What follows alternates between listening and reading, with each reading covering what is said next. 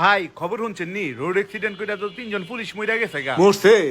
আলহামদুলিল্লাহ আলহামদুলিল্লাহ, খুশি হয়েছি, ভালো হয়েছে ভালো হয়েছে ভালো হয়েছে। ভাই ছেলে পুলিশের চাকরি করে মাইয়া ডারে বিয়া দিয়ে মনে। আরে না, পুলিশ বালা না, পুলিশের কাছে বিয়া ছায়া দিয়েন না, পুলিশ বালা মানুষ। আরে না। ও ভাই খবর শুনছেন নি পুলিশের চাকরির সার্কুলার দিছে কনস্টেবল পদে। হ্যাঁ সই নাকি?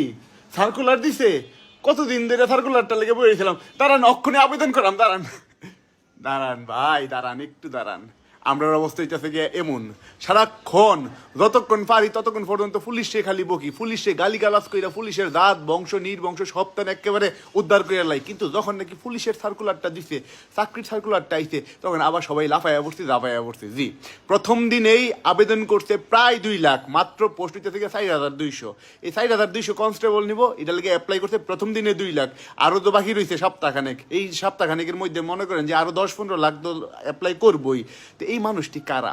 এই মানুষটি কি তারাই যারা নাকি এতদিন পর্যন্ত পুলিশ মহিলা আলহামদুলিল্লাহ কইতো, তারপর থেকে পুলিশের নাম শুনলেই গালিগালাজ করতো? এই মানুষগুলাই কি তারা?